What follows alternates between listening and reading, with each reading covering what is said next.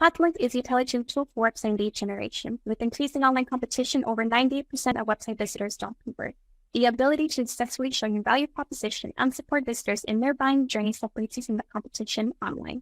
Hotlinks qualifies and converts on your website by figuring out where they are in the buying journey and influencing them in key decision moments with relevant micro experiences, such as case studies, intro videos, and much more.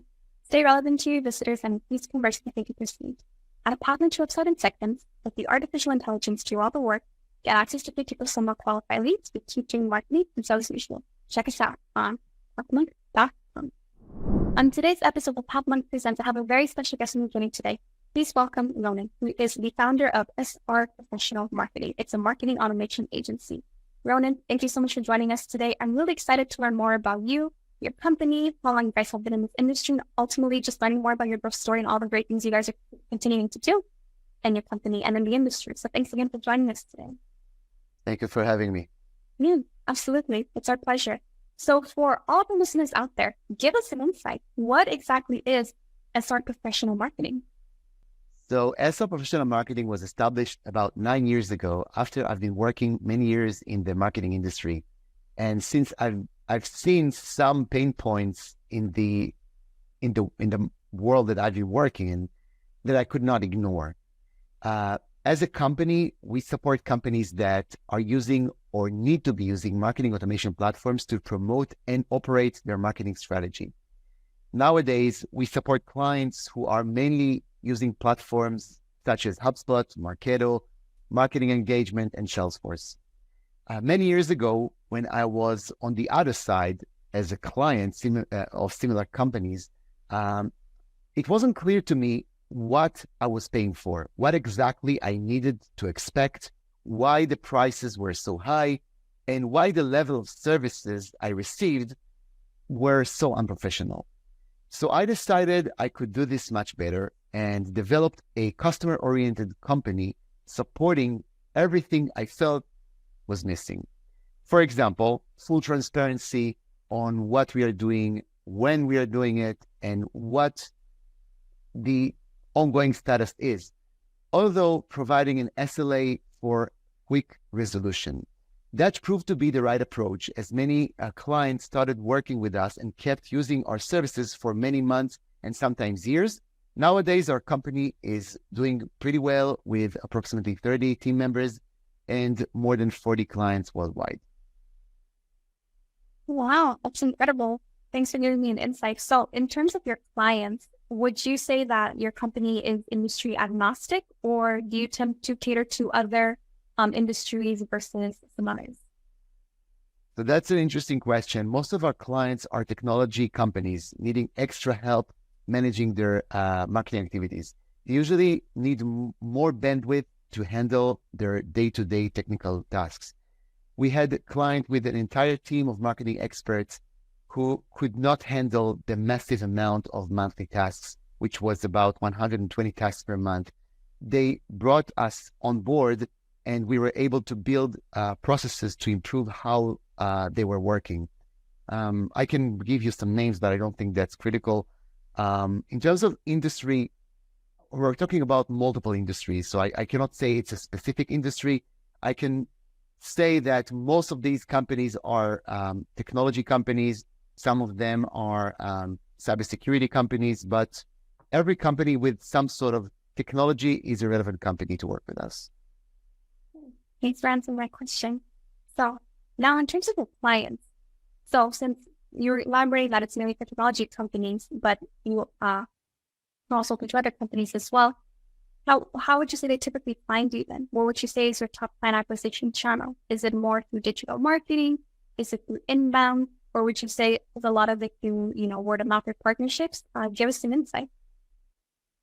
So I'm going to split my answer to two. First of all, who are the people from these companies who are speaking with us, and then how they reach us or how there is a communication. So first of all, we mainly speaking or targeting two types of champions in a way.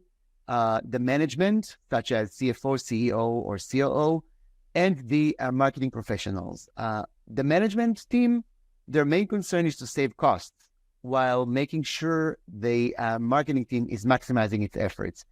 And the marketing professionals, they're usually just too busy to handle so many ongoing tasks while needing to develop additional marketing programs or initiatives.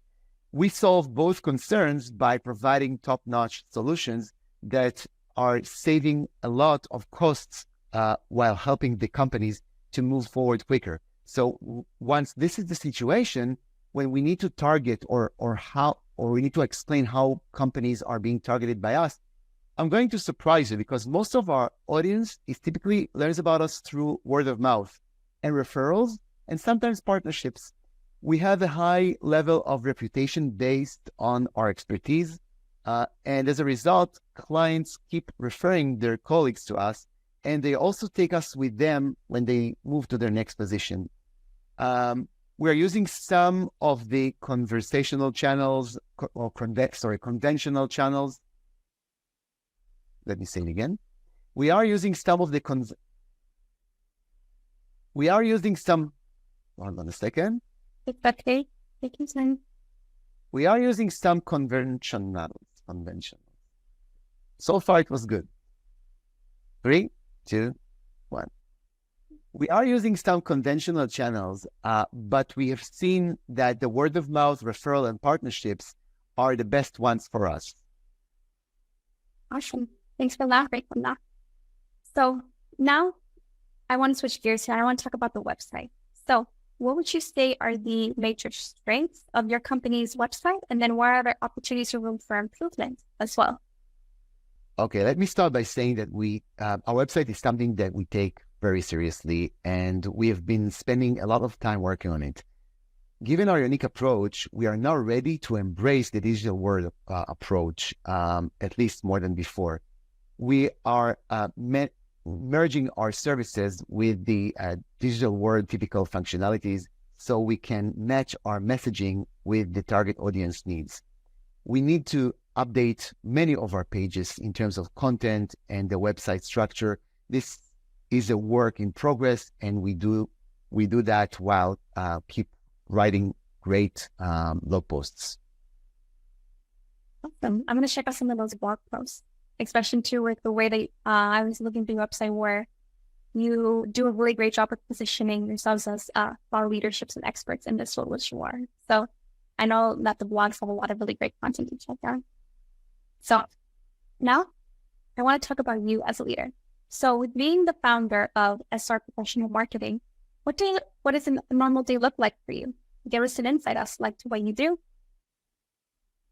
So as the owner, founder of SR Professional Marketing, I'm pretty much involved with everything, but in a limited way. I mean, we have a big team, as I mentioned before, and the team members are managing themselves in many cases. We have a team of product, we have a team of development, a team of North American support and operations, and also a team of EMEA team members. So basically, they are managing themselves. I'm sticking with all of them as much as needed. And basically, I'm making sure that the company is going to the right direction. And that's about it overall. Oh, okay.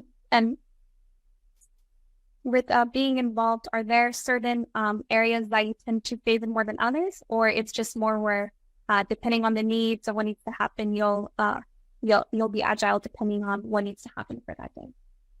I think that agile is the right word here because we tend to be very agile based on anything that happens. We are in the services industry, so whenever we need to provide some sort of service, we make the necessary adjustment, and it's the same as a company internally. We make lots of agile decisions and lots of flexibility internally to make sure that the company is going to the right direction.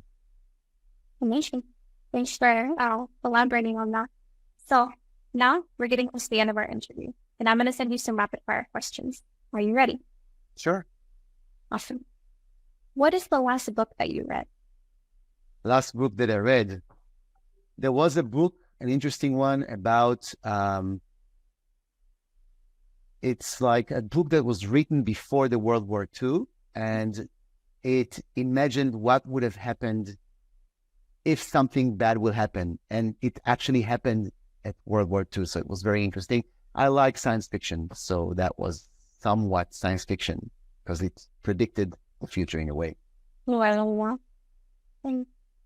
so now, what if there were no boundaries in technology? What would be the one thing that you would want to have fixed in your role today?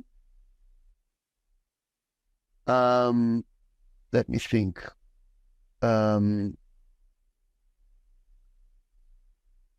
Let's put technology aside for a second. If I had to restart my journey, I would mainly focus on partnerships. I think that partnerships is the key to lots of success of companies.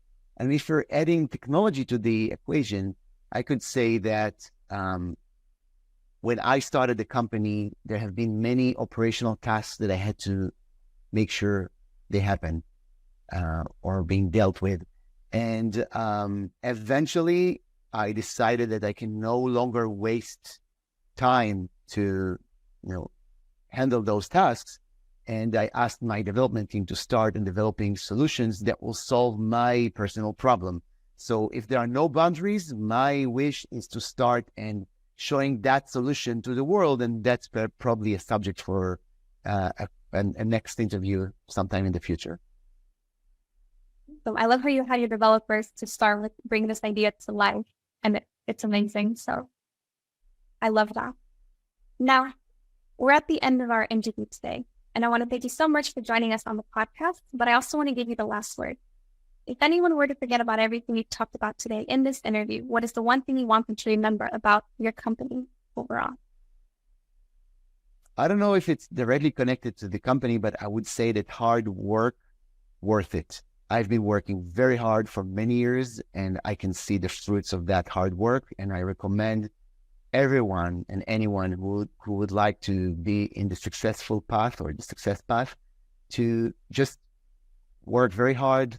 And there is a good solution fruit at the end in a way. Yeah, absolutely. And I agree with you. You work hard and you'll bear the fruits of those labors. Definitely. Well, Ronen, thank you so much for joining us today. It was a pleasure, and I loved hearing more about your growth story and ultimately all the great things that you had done to build up this company and like the solution you provided for the market. So thanks again. Thank you too. Thank you very much for having me. Absolutely. For all our listeners out there, check us out next week on Pathmark Presents.